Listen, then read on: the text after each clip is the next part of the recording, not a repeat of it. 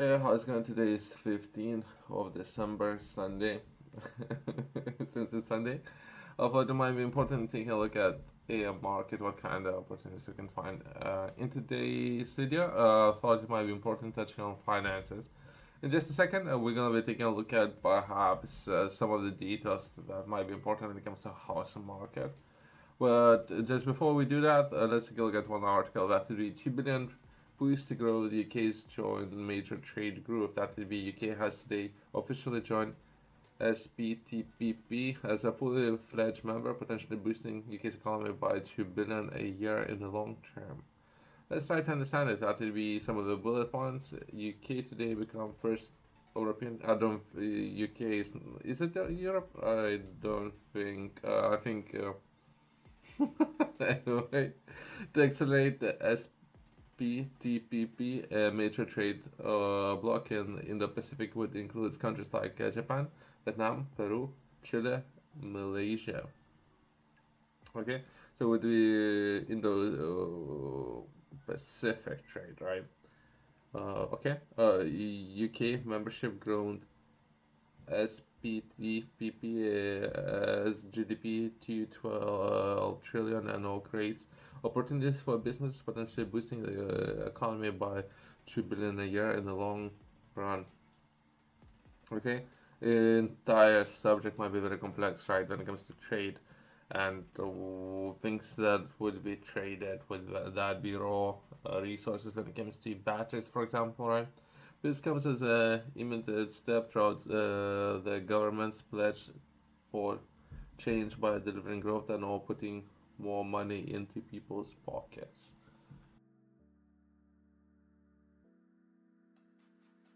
UK has today, 15 of December, today's date, officially joined the Comprehensive and Non-Progressive Agreement for Trans-Pacific Partnership.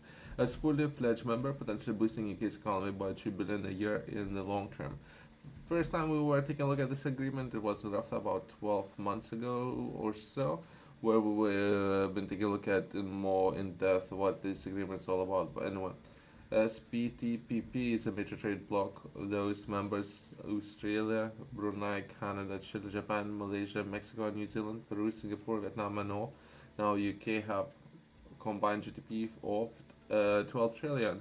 UK accession is estimated to benefit UK's nations and all regions in the long run by relative to the 2019 value with boost of 240 million for Scotland, 110 million for Wales, and all 70 million for Northern Ireland. All English regions are also established to gain, including 450 million for Southeast and all 310 million for Northwest. Okay, that's very detailed.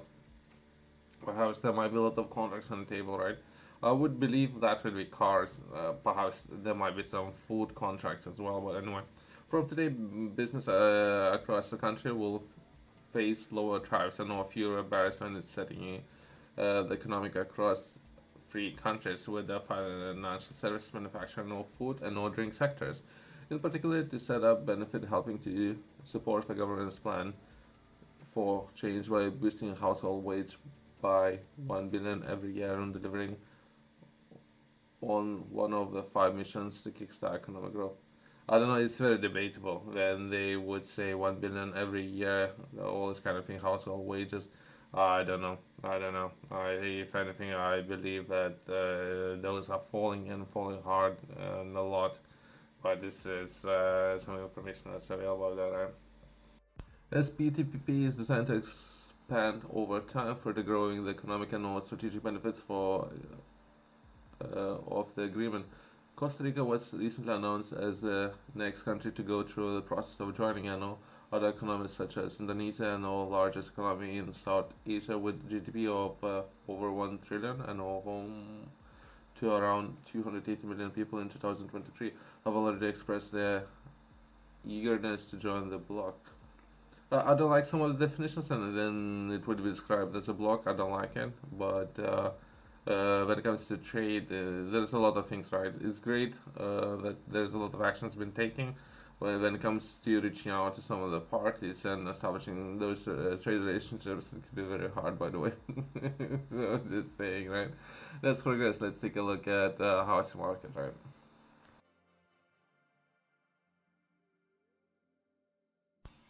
I would like to take a look at the housing market, right? Perhaps the best place to start is to understand what's happening in Europe, right?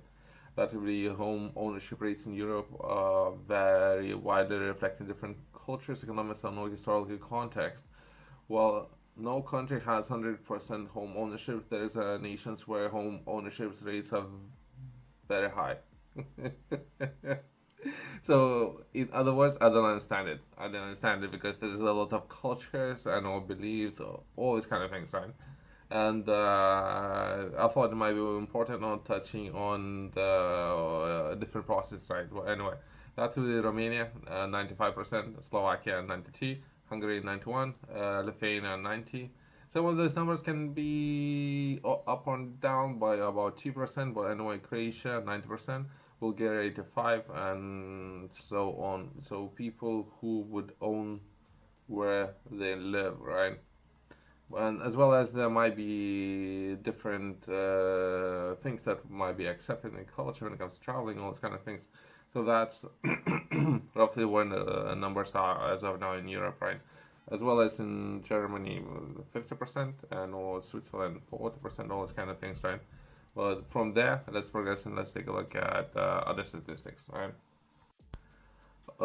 Just before we jump into taking a look at perhaps some of the statistics or what information is available online, I thought it might be worth touching on affordable home ownership schemes in UK. So if you yourself you interested in purchasing a house, perhaps there might be a lot of initiatives available by the government how to own your place, right? There might be a number of those depending on when you're watching a video, right? Some of those can be affordable home ownership schemes. It could be first-time buyer, share ownerships, save for deposit if you're a tenant, as well as different ISAs, right? When it comes to you perhaps saving your money, and perhaps it depends since those are changing all the time. Sometimes it could be a long time ago it was tax-free ISA, I believe, right? How people can own their place, right? Once that been said, let's take a look at perhaps some of the data available, historical information, right? There was a time that the housing prices in the UK were much more affordable relative to average salary. During the 1950s and all 96s, it was possible to purchase a house for roughly about 3 to 4 times the average annual salary. In some cases, you could even be closer to single year salary for lower cost properties. So potentially for your 1 year salary, you can purchase a house in long time ago. Some of the key factors have to be a lower demand. Home ownership wasn't as widespread as renting was more common. Sure. Government policies, council houses, and all other social housing initiatives play a significant role in keeping housing costs low at the time, right? Wage growth, post-war economic growth led to rising wages, but house prices couldn't yet skyrocket at the time, right? Fewer financial products, mortgages were simpler, and more financialization of housing hadn't taken off yet, right? Overall, from the 1970s onwards, house prices began increasing roughly, outpacing wage growth due to the factors like higher demand, the regulation of financial markets, and more limited housing supply today. They often take several times the average annual salary to buy a house in UK, making it much less affordable compared to your earlier periods, right? It just overall what was happening at the time, right?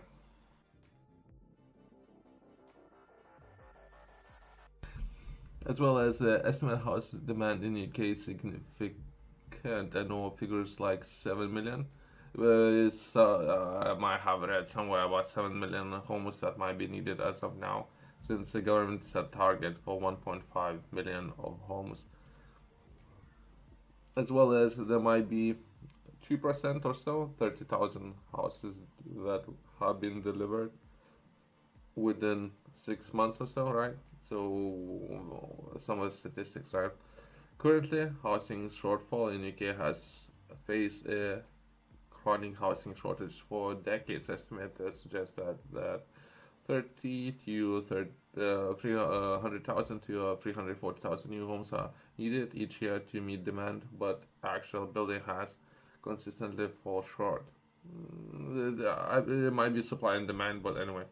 Population growth. The UK population has grown substantially, now exceeding 67 million, increasing like life expectancy, immigration, and more smaller household sizes, i.e., more single-person households have all driven demand for more housing. Okay, okay. 67.8 or so, right? But anyway, these numbers are constantly changing.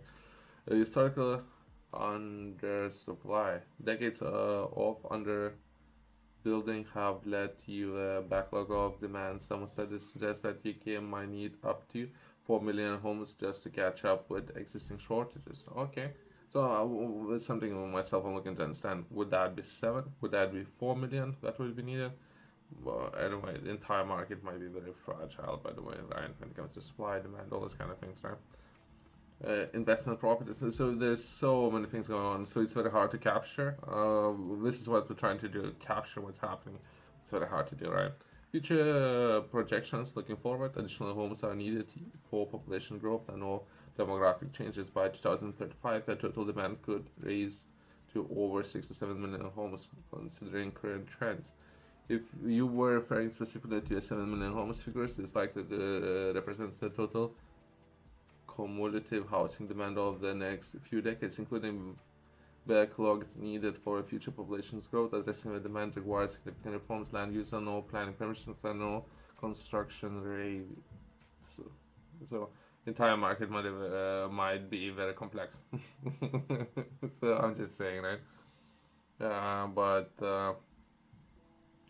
I don't know, when it comes to investment or building businesses and scaling some of those businesses, perhaps some of those alternatives in the market. But if people might be having a lot of capital, they might be interested in investing a lot in housing, but that not necessarily be only way how to